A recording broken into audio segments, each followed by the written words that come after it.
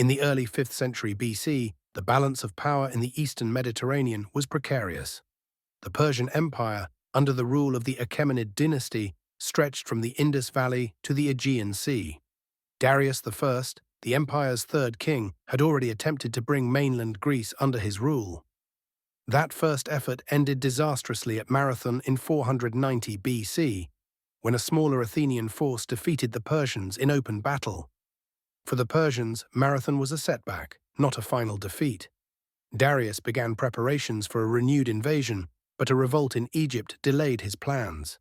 When he died in 486 BC, the task of subduing Greece passed to his son, Xerxes I. Xerxes' ambitions were grander than his father's.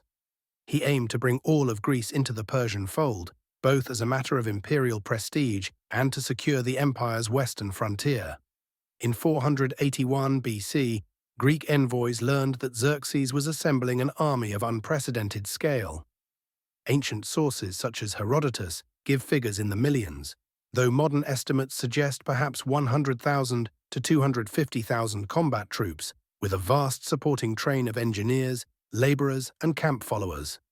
The Persian army included contingents from across the empire: Medes, Persians, Bactrians, Indians, Scythians, Egyptians, and Ionian Greeks already under Persian rule. The naval arm was equally formidable, with over 1,000 triremes and supply ships. The independent Greek city-states faced a choice: resist together or be conquered piecemeal. This was no easy alliance. Athens and Sparta were rivals in politics and culture. Other states had their own rivalries and grudges, but the Persian threat was too great to ignore. A congress of Greek states met at Corinth in late 481 BC, forming the Hellenic League, a defensive alliance with Sparta at its head. Sparta, the preeminent land power of Greece, was a warrior society unlike any other. Its citizens, the Spartiates, were trained from boyhood in the agoge, a rigorous state-run system designed to produce disciplined, physically strong, and tactically skilled hoplites. Sparta's military reputation was unmatched, but its political system was conservative. The city was ruled by 2 kings, one from each royal house, alongside a council of elders and elected ephors. One of these kings was Leonidas I, a member of the Agiad dynasty. Born around 540 BC, Leonidas was not originally destined for the throne.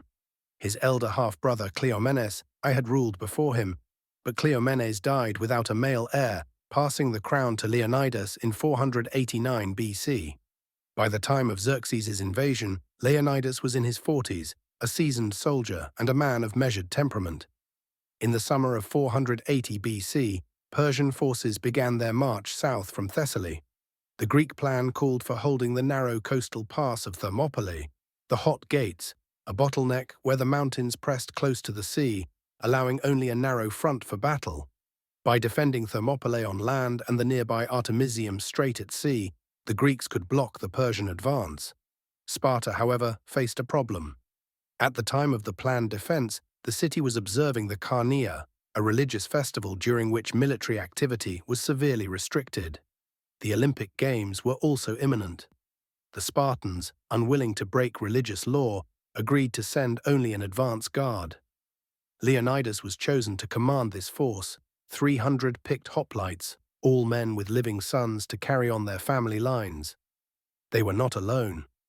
Along the march north, other contingents joined: 700 Thespians under Demophilus, 400 Thebans, and several thousand hoplites from central Greece, including Phocians, Opuntian Locrians, and others.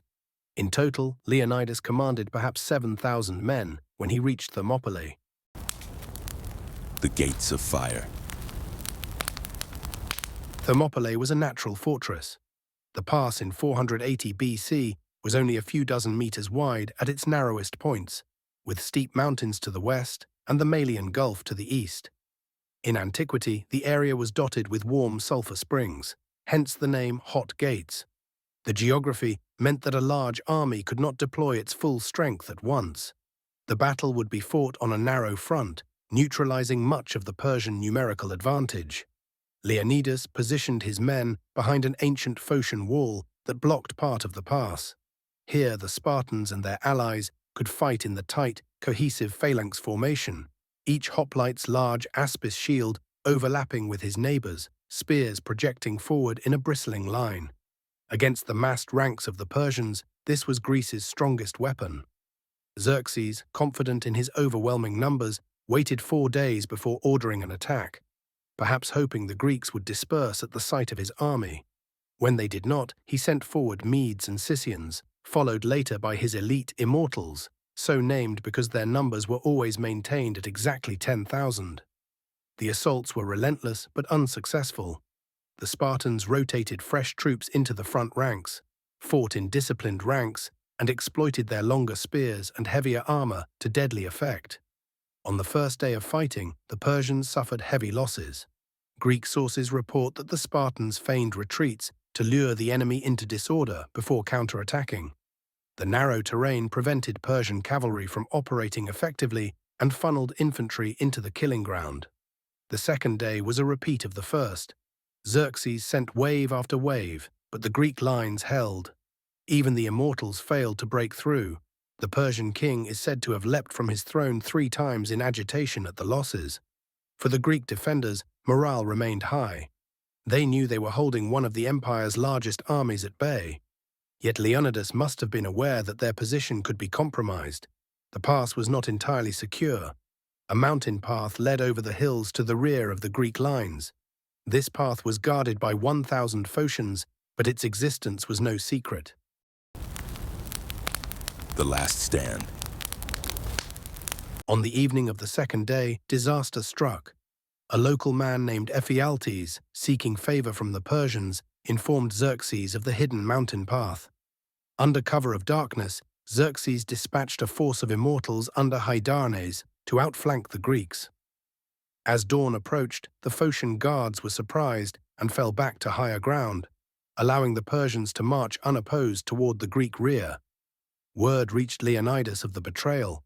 Realizing their position was hopeless, he convened a council of war. Most of the allied contingents were dismissed to fight another day. Leonidas, however, chose to remain with his Spartans, the 700 Thespians who refused to leave, and the 400 Thebans, who may have stayed under compulsion. The decision was in keeping with Spartan law and honor. A Spartan warrior was forbidden to flee from battle. At dawn on the third day, the Persians attacked from both front and rear. Leonidas and his men fought in the open, abandoning the wall to meet the enemy. According to Herodotus, the Greeks fought with their spears until they broke, then with swords, and finally with bare hands and teeth. Leonidas fell in the fighting, his body was defended fiercely, and 4 times the Persians were driven back from it. Eventually, the remaining defenders were pushed back to a small hillock.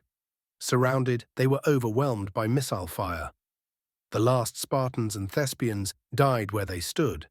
Xerxes, in anger and perhaps to dishonor him, ordered Leonidas's head cut off and his body crucified, an act shocking to Greek sensibilities. The Persian army marched south, sacking Athens soon after, but the stand at Thermopylae had bought precious time. The Greek fleet regrouped and, a month later, dealt the Persians a decisive blow at Salamis. The following year, a united Greek force destroyed the remnants of Xerxes' army at Plataea. The legacy of the 300 Spartans became legendary. For the Greeks, Thermopylae was not a defeat, but a symbol of resistance against overwhelming odds. A stone lion was later erected in Leonidas's honor, and a memorial inscription recorded the sacrifice.